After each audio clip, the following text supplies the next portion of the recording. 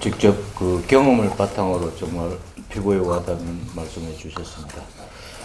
그 이제 잘 아시는 대로 지금 뭐 AI 저희 4차 산업혁명 물결이 자갈수록 거세지고 있습니다. 그런데 일자리와 관련해서 이 4차 산업혁명은 기회와 위험을 동시에 지니고 있는 양날의 칼과 같다는 지적이 많이 나옵니다. 아까 검재호 교수께서는 우리가 패스트 러너가 된다면 일자리는 오히려 늘어날 걸로 저는 낙관적으로 보셨습니다만, 잘못하면 기존 AI의 기존 일자리들을 거의 대부분 대체해서 실업 문제를 더 악화시킬 거라는 그런 전문가들도 많이 주장하는 전문가들도 많이 있습니다. 우리 노동주무부처에서는 4차 산업혁명과 관련해서 청년 일자리 창출과 연계해서 어떤 대책들을 추진하거나 또는 구상하고 계시는지 좀 말씀해 주시죠.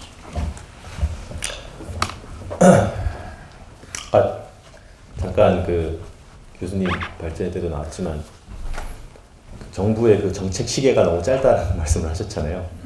5년 단임제, 그리고 저도 이제 순환보직 저만 해도 뭐 업무 하다가 주로 이제 2년, 요새는 좀 길어졌습니다. 요새는 여러 트렌드를 좀 반영을 해서 한 2년, 3년 정도가 됐고, 그리고 또 전문직위라고 해서 특정 예를 들면 지금 이제 언뜻 생각나는 거는 저희 부처에서 퇴직연금 쪽도 이제 담당을 이제 저도 했었고 했는데, 퇴직연금 같은 경우는 정말 이제 금융 분야라든지 이런 것들을 빠삭하게 그리고 현장에서 어떻게 이제 금융기관들이 돌아가고 금융 용어부터 시작해서 이런 것들을 잘 알아야 되기 때문에 그런 분야에 이제 전문직위로 이제 지정을 해서 한 4년은 있어야 된다.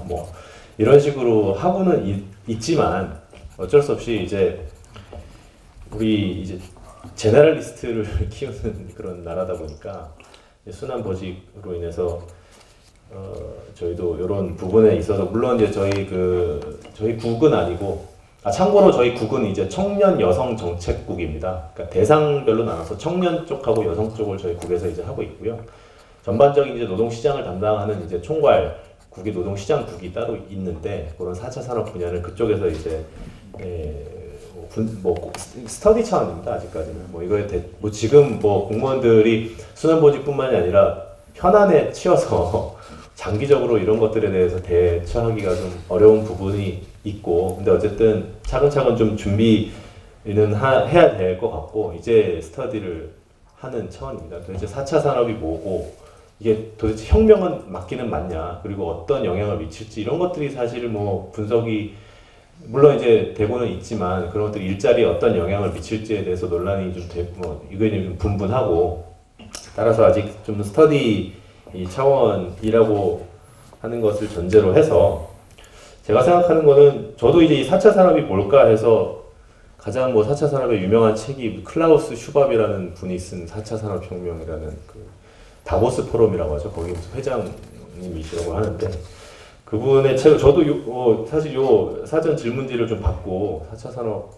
읽어볼까 하다가 또 역시 또 요새 또 추경 때문에 또 일도 많고 해서 못 읽어봤는데, 그냥 좀 이것저것 이제 주서들은 그런 걸로 보면은 아무래도 이제 이 4차 산업이 되면은 정형화된 일은 없어질 거고요. 4차 산업 효과가 어떻게 되느냐, 일의 숙련도에 따라서 분석해 놓은 자료들도 많이 있잖아요. 아주 저숙련, 그리고 어떤 중간 정도의 숙련, 그리고 아주 고숙련.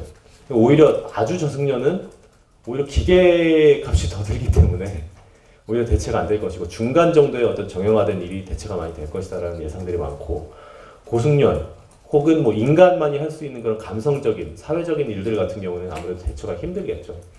근데 어쨌든 대부분의 우리 제조업부터 시작해서 대부분의 것들이, 그리고 하다못해 서비스업 같은 경우도 이게 AI가 이제 발달을 하게 되면 그것도 충분히 대체가 가능할 수 있는 일들이기, 물론 이제 여기에서 파생된 다른 일들이 또 생겨나겠지만 그런 효과가 있을 것 같고, 또 교수님도 얘기했지만 플랫폼 노동이라고 하는 비전형적인 그런 노동의 어떤 계약 관계가 굉장히 다양화될 것 같습니다. 따라서 저도 교수님 말씀에 전적으로 동감하는 게 우리는 뭐 이거를 주도를 할 수 있는 입장은 전혀 안 되는 것 같고요. 주도야 뭐 당연히 미국이나 중국 이런 나라들이 이미 이제 선도하고 있는 나라들에서 할 것 같고 우리는 당연히 패스트러너 전략을 써야 될 것 같고 그거에 따라서 정부의 역할은 어때야 되느냐 생각을 해보면 당연히 그 민간에서 이것도 이제 민간을 보완하는 역할을 해야 되겠죠. 민간 시장 실패에 정부가 개입하는 것처럼 민간에서 여러 비용이라든지 여러 측면에 때문에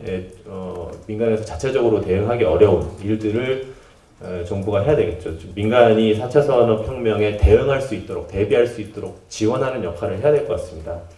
그래서 제가 생각한 부분은 한 4가지 정도 되는데 일단은 현장의 변화를 잘 모니터링을 해야 될 것 같습니다. 정부는 현장에서 어떤 일이 벌어지고 있고 어떤 이 AI 어떤 기술이 하나 들어왔을 때 각 업종별로 기업별로 어떤 영향을 미치는지 그런 것들에 대해서 모니터링을 저희가 잘 해야 될 것 같고요.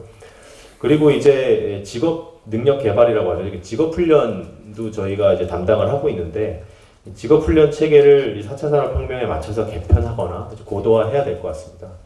그래서 무엇보다 이제 그 직업 훈련이라고 하는 거는 교육 품질이 중요한데 그런 교육 품질을 좀 높여 나가기 위해서 지금도 계속 노력을 하고 있고 그리고 이게 한때 뭐 청년 뭐 실업자일 때만 혹은 뭐 구직자일 때만 이제 반짝 이렇게 직업 훈련을 받는 게 아니고 생애 주기별로 맞춰서 맞춤형으로 이제 받아야 되는 그런 틀을 만들어야 될 것 같고요.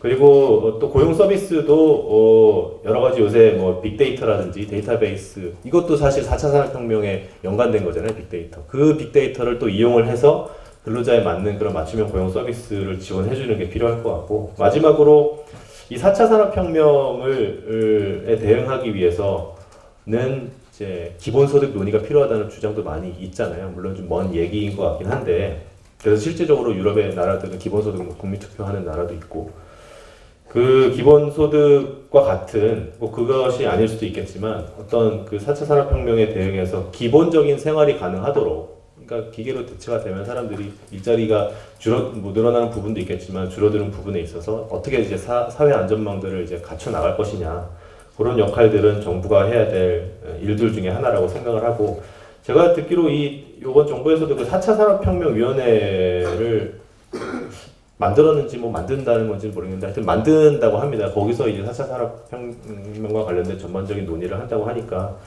거기서 이제 논의가 될 것 같고요. 어쨌든 제가 생각한 어떤 정부의 역할은 한 4가지 정도 말씀을 좀 드려봤습니다.